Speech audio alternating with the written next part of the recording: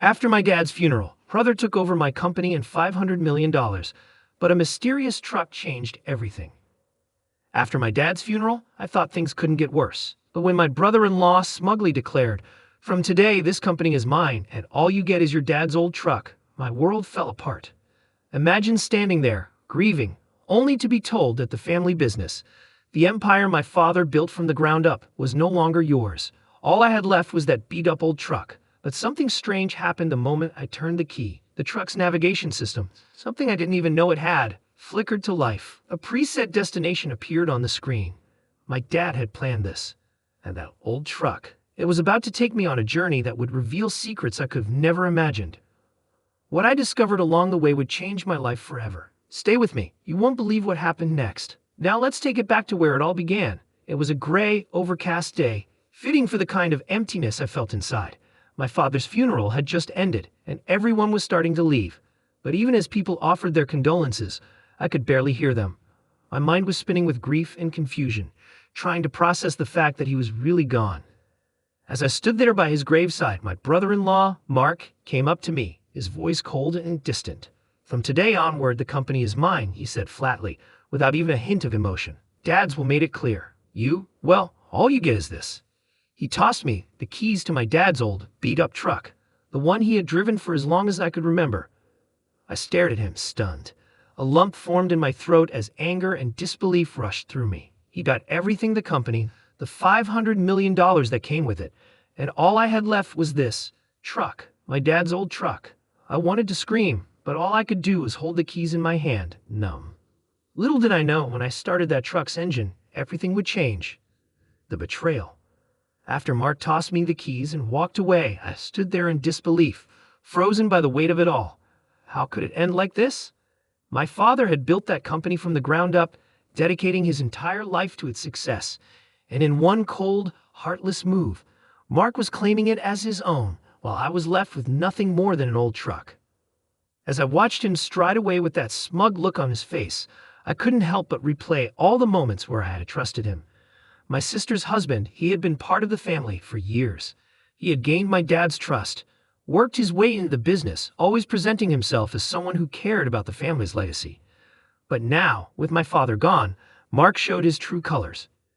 At the reading of the will, it was made official. My dad had left the company to Mark, along with the vast fortune tied to it. My heart sank as the lawyer read it aloud. I felt a pit growing in my stomach, like I had been blindsided by a betrayal I never saw coming. My sister sat beside him, her face unreadable, while I sat in silence, numb and shocked. "Are you serious? The company? Everything? This isn't fair." I wanted to scream. I wanted to fight, to say something, but the words got caught in my throat. All I could do was stare at the lawyer, and then at Mark, who sat there with a satisfied grin. He had won. He had taken it all. "Your dad left you something too," the lawyer continued. I perked up for a moment, hoping there was more to this.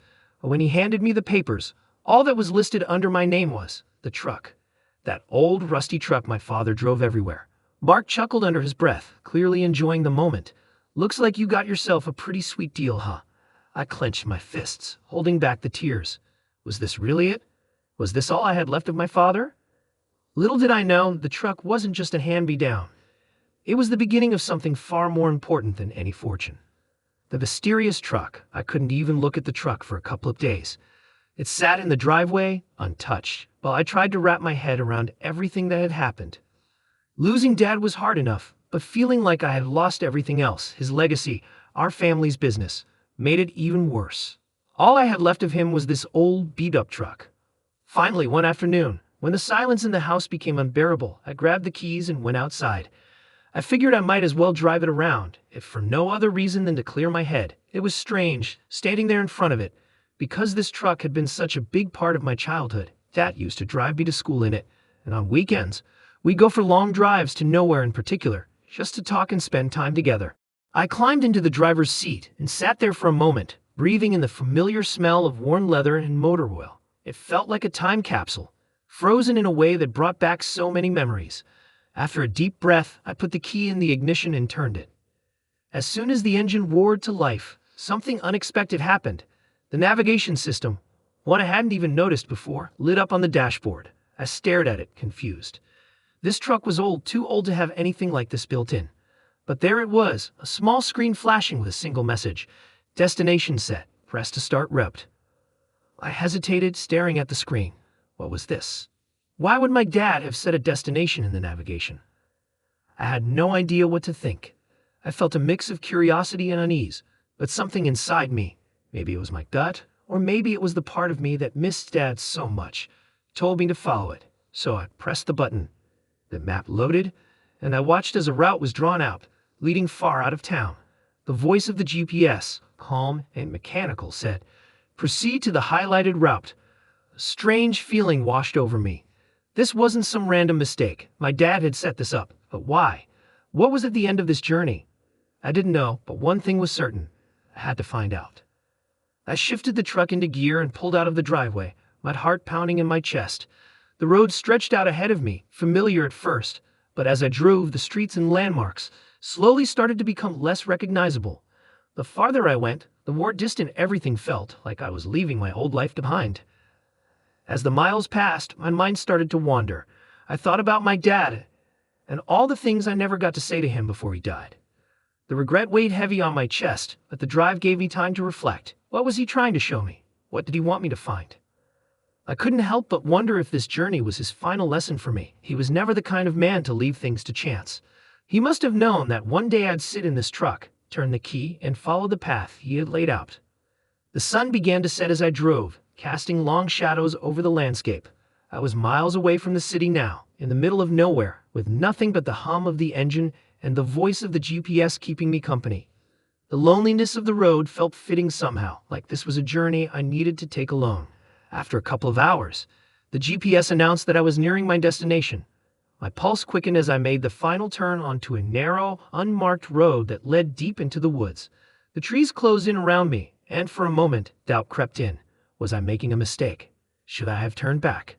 But it was too late for that now. I was here, and whatever my dad wanted me to find, I was about to find it. A hidden location. I kept driving down the narrow road, my hands gripping the steering wheel tightly. The trees on either side were thick, almost too close for comfort. The road was bumpy, uneven, like it hadn't been used in years. I had no idea where I was heading, but I trusted it. Well, I trusted Dad. This was his doing, after all. And I had to believe there was a reason he wanted me here. Finally, the GPS voice broke the silence. "You have arrived at your destination." I looked around. There was nothing. No buildings, no signs of life. Just trees and a small clearing up ahead. I slowed the truck and pulled into the clearing, shutting off the engine. For a moment, I just sat there, staring out the windshield, trying to make sense of it all. Was this it? I had driven all this way for nothing. I stepped out of the truck, the cool evening air hitting my face. The sun had dipped below the horizon now, leaving the sky painted in shades of purple and orange. I walked around the truck, scanning the area, but there was nothing unusual in sight, just trees and silence. But then something caught my eye, something small, glinting in the fading light. It was on the side of the truck, tucked under the driver's seat. I knelt down to get a closer look and saw a small compartment, one I hadn't noticed before. My heart skipped a beat as I reached out and opened it. Inside was a small, weathered key. I held it in my hand, the metal cold against my palm. Why would my dad leave this here? What was this key for? I stood up, looking around again, and that's when I saw it, a faint path leading deeper into the woods. It was barely visible, like it had been overgrown with time, but it was there, and for some reason, I knew this was where I was meant to go. With the key in hand, I followed the path, my footsteps crunching on the fallen leaves beneath me. The woods were quiet, almost too quiet, and every sound I made seemed to echo around me. My mind was racing. What was I walking into? What had my dad been planning? I could feel my heart pounding in my chest, the tension building with each step I took. The path led me to a small, hidden cabin, almost camouflaged by the trees surrounding it. The wood was old and weathered, but it was sturdy. I stood there for a moment, staring at it, my breath catching in my throat. I had no idea what I was about to walk into, but there was no turning back now. I stepped up to the front door and reached for the handle, but it was locked. My fingers tightened around the key in my hand. Could this be what the key was for? I slid it into the lock, and with a soft click, the door creaked open. Inside, the air smelled of dust and old wood. The cabin was small and simple, just one room, with a desk in the corner and a few shelves along the walls. There was nothing fancy about it, but there was a certain feeling in the air, a sense that this place held something important, something meant just for me. On the desk, I saw a single envelope, yellow with age, with my name written on the front in my dad's familiar handwriting. My throat tightened as I picked it up, the weight of the moment settling over me like a heavy blanket. This was it. This was what my dad wanted me to find. I carefully opened the envelope and pulled out a letter. As I unfolded the paper, I could see the shakiness in his handwriting, like he had written this in his final days. "Son," the letter began, "if you're reading this, then you've already made the journey, and if you've made the journey, then you're ready to know the truth."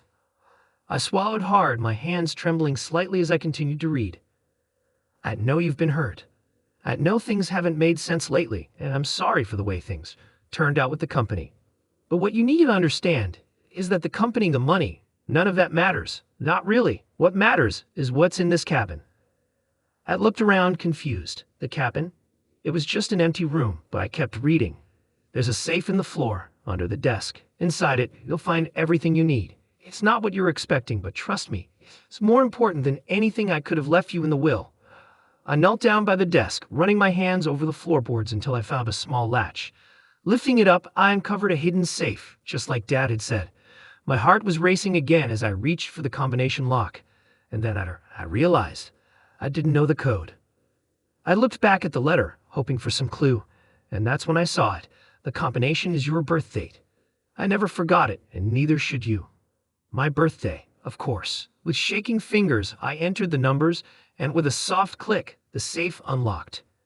Inside, there were no stacks of cash, no golden treasures. Instead, there was a collection of papers, old notebooks, and a few faded photographs. I picked up one of the notebooks and flipped it open, my eyes scanning the pages. It was filled with notes, plans, and ideas, my dad's ideas, all of the business ventures he had been quietly working on for years, ones that no one knew about. As I dug deeper, I found more blueprints, patents, even partnership agreements that he had made with other companies. This wasn't just a collection of random papers. This was my dad's real legacy, the one he had kept hidden from the world. And now, it was mine. The twist. I sat there on the floor of that small cabin, surrounded by my dad's notebooks, blueprints, and ideas, trying to take it all in. It wasn't what I had expected. Nothing about this journey had been. I had thought I was driving towards some hidden stash of money or some last-minute will that would give me control of the company. But this was something entirely different. My dad had been working in secret, building something of his own, something separate from the company he'd spent his life creating. He had kept these plans hidden, only for me to find after he was gone. There were patents for inventions, agreements with partners I'd never heard of, and ideas for future projects that were years ahead of anything his company was doing. I realized then that my dad hadn't just left me with a truck. He had left me with his real vision, his dream for the future. The company was just a part of his life, something that had made him successful, but this was his passion, and now it was in my hands. As I flipped through the notebooks, one phrase kept coming up over and over again. "For my son when he's ready." It hit me like a punch to the gut. All this time, I had thought my dad saw me as the black sheep, the one who wasn't as involved in the family business. I thought he trusted Mark more because Mark had been right there in the middle of everything, taking control. But this showed me that my dad had always had something different in mind for me, something bigger. I could feel the tears welling up in my eyes, but I didn't stop them. I hadn't cried much since the funeral, trying to hold it all in. But now, in this quiet cabin, with nothing but my dad's words and memories surrounding me, I let it all out. He had believed in me, even when I didn't believe in myself. I sat there for a long time, letting the weight of it all sink in. My dad hadn't left me the company because that wasn't where my future was. He left that to Mark because, in his eyes, that's all Mark would ever care about, the money, the control. But he left me something far more valuable, the chance to build something of my own, something that would carry on his true legacy. And then it clicked. Mark might have taken over the company, but he didn't have this. He didn't have the patents, the partnerships, or the ideas that could change everything. What my dad had left behind in this cabin was the real power, the real future. And it was all mine. The irony hit me like a wave. While Mark was busy counting the company's money and parading around as the new CEO, he had no idea what was really going on. He had taken the surface, the shiny exterior, but I had the foundation. My dad had made sure of that. I stood up, holding one of the notebooks tightly in my hands, and made a decision. This wasn't just about money or power. This was about honoring my dad's true vision. I wasn't going to fight Mark for the company. I wasn't going to beg for my share of the inheritance. No, I was going to do what my dad had always wanted me to do. I was going to build something new, something better. I knew it wouldn't be easy. Starting from scratch never is. But as I looked around the cabin one last time, I felt something I hadn't felt in a long time: hope. My dad had believed in me, and now it was my turn to believe in myself. With the notebooks and papers safely in my bag, I locked up the cabin and headed back to the truck. The engine rumbled to life as I drove down that same narrow road. This time, everything felt different. I wasn't driving away from something. I was driving toward my future. By the time I got back to the house, it was late. Mark was there, of course, sitting in the big leather chair that used to be my dad's, acting like he owned the world. He barely glanced up when I walked in. "Well, how's life with the old truck treating you?" He sneered, clearly enjoying the idea that he had won. I didn't respond. I just looked at him, feeling strangely calm. Because now I knew the truth. He thought he had it all, but he didn't know what I knew. And I wasn't about to tell him either. Instead, I just smiled. Not a fake smile. Not one forced out of bitterness or anger. A real one. Because for the first time since my dad's funeral, I felt at peace. I had my path. I had my dad's trust. That was more than enough. Mark could keep the company. I didn't need it anymore. I had something far more valuable. My dad's real legacy, hidden away in that old truck, waiting for me to discover it. Emotional resolution. The days that followed were quieter than I expected. After everything I discovered in that hidden cabin, I thought I'd feel overwhelmed, but instead, there was a strange sense of calm. I wasn't in a rush anymore, and for the first time in a long while, I didn't feel like I had to prove myself to anyone, least of all Mark. I spent most of my time going through the notebooks and plans my dad had left behind. Page by page, I began to piece together the bigger picture. It wasn't just random ideas he had scribbled down over the years. He'd been planning this for a long time, making deals with people he trusted, working on things that were way ahead of their time. He had been building something that would last, something meant to be passed down to me when I was ready. It was overwhelming at times, but it was also exciting. There was so much potential in what my dad had left behind, more than I had ever realized. And now, I had the chance to take it all forward, to finish what he started in my own way. I knew I had a choice to make. I could try to hold on to the anger and resentment, to fight with Mark over the company and the money. But as I sat with those notebooks, I realized how pointless that would be. My dad had trusted me with something far more meaningful than just a company. He had given me a chance to build my own path, to carry on his real vision. So I decided to let go. I wasn't going to waste any more time thinking about what I didn't get or what Mark had taken. That wasn't what mattered. What mattered was what I had found, what my dad had hidden from me, knowing I would find it when I was ready. One evening, I decided to drive back to the cabin. I don't know why exactly. I think I just wanted to feel close to my dad again.